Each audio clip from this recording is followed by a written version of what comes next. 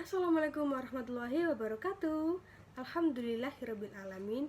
Allahumma sholli ala sayyidina Muhammadin wa ala alihi wa sahbihi ajmain, amma ba'du.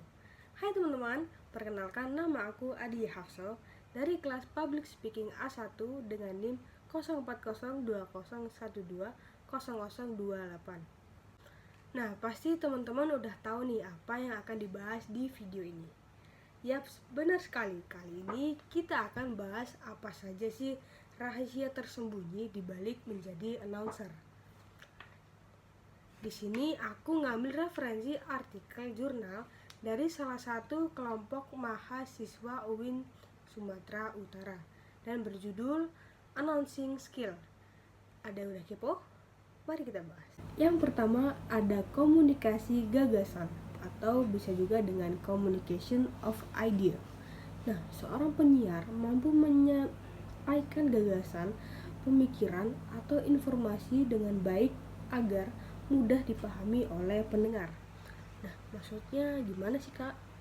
Contohnya seperti tidak terbata-bata, tidak terlalu cepat dalam berbicara, agar si pendengar bisa memahami apa yang kita informasikan.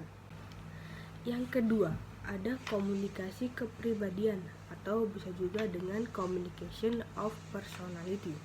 Komunikasi ini yang berasal dari cara berbicara atau pembawaan karakter penyiar pada saat bersiaran.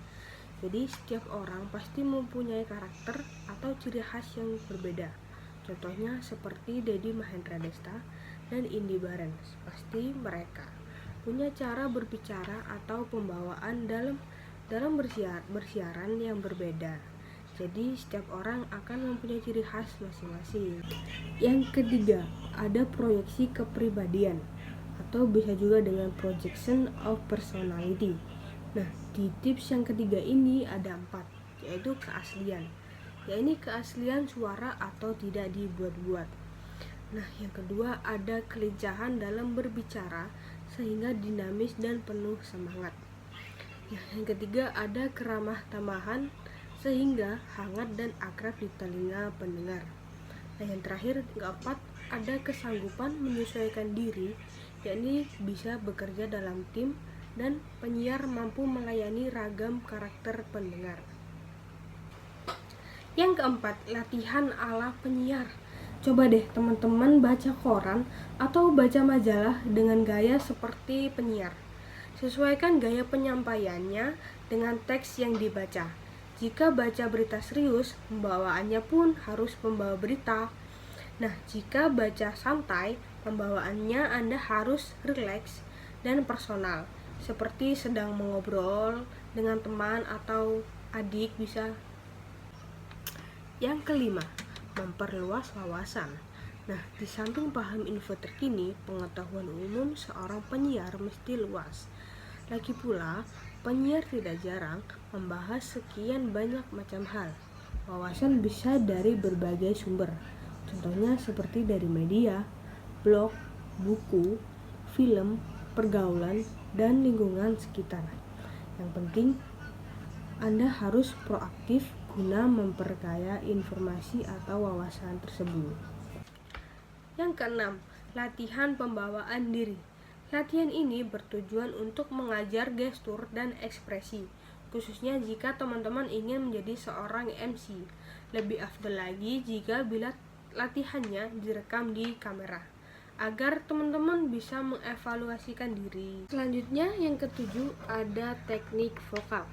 Nah, teknik vokal ini adalah hal yang terpenting yang harus dimiliki oleh seorang penyiar radio, adalah suara. Berbeda dengan halnya televisi yang bersifat audio visual. Untuk menghasilkan suara yang baik, seorang penyiar harus mengerti tentang teknik vokal.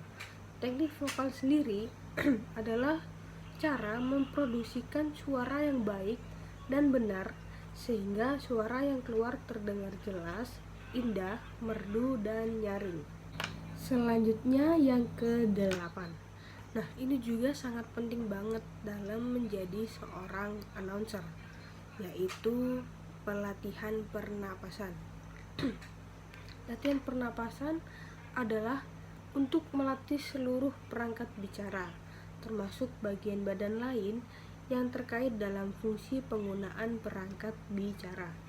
Dengan senam pernapasan yang dilatih dengan baik bisa mengeluarkan suara diafragma. Nah, suara diafragma adalah suara yang terbentuk dari rongga perut, di mana keuntungannya adalah suara menjadi lebih bertenaga, lebih bulat, dan terdengar jelas. Nah, setelah dari tips-tips tersebut, aku mau ngasih tahu nih ada beberapa tugas seorang announcer di dunia pekerjaan. Nah, yang pertama, membawakan acara program siaran radio seperti musik, berita, olahraga, dan iklan.